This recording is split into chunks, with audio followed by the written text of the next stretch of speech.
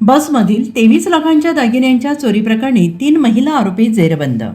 गुन्हे शाखा अंबड युनिट 3 ची उल्लेखनीय कामगिरी. गंगापूर पोलीस ठाण्यातील बॅग लिफ्टिंगचा गुन्हा उघड. गंगापूर पोलीस ठाण्याच्या हद्दीतील तब्बल 23 लाख रुपयांच्या सोन्या चांदीच्या दागिन्यांसह रोख रक्कम चोरीच्या बॅग लिफ्टिंग प्रकरणी 3 महिला आरोपींना गुन्हे शाखा अंबड युनिट 3 ने ताब्यात घेत महत्त्वपूर्ण कामगिरी बजावली आहे. दिनांक 9 जून 2026 रोजी फिर्यादी सुनील शिवराम येवले वय वर्ष 62 राहणार धुळे हे त्यांच्या पत्नीसह धुळे येथून शहादा नाशिक एस टी बसने प्रवास करत होते. उमराणे ते पिंपळगाव बसवंत दरम्यान अज्ञात चोरट्यांनी त्यांच्या बाईकीतील 23 लाख रुपये किमतीचे सोन्या चांदीचे दागिने आणि रोख रक्कम लंपास केली आणि या प्रकरणी गंगापूर पोलीस ठाण्यात गुन्हा क्रमांक 251/2026 भारतीय न्याय संहिता कलम 303(2) अन्वये गुन्हा दाखल करण्यात आला आहे.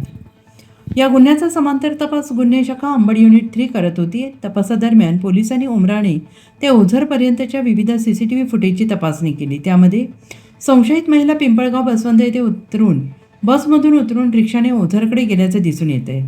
पुढील चौकशीत या महिला ओझर विमानतळाकडे जाणाऱ्या रस्त्यालगत पाल टाकून राहत असल्याची माहिती पोलिसांना मिळाली. त्यानुसार पोलिसांनी सापळा रचून 3 संशयित महिलांना ताब्यात घेतले. चौकशी दरम्यान त्यांनी सुरुवातीला उडवाउडवीची उत्तरे दिली. मात्र फिर्यादींना त्यांची ओळख पटवण्यासाठी बोलावण्यात आले असता त्यांनी या महिला बसमध्ये त्यांच्या शेजारी उभ्या होत्या आणि त्यांनी त्या गर्दीचा फायदा घेत चोरी केल्याचं सांगितलं आहे. अटक करण्यात आलेल्या आरोपी महिलांची नावे पुढील प्रमाणे आहेत. लागम्मा उलगय्या गुड्डी वय वर्ष 50 राहणार चिकलठाणा जिल्हा संभाजीनगर.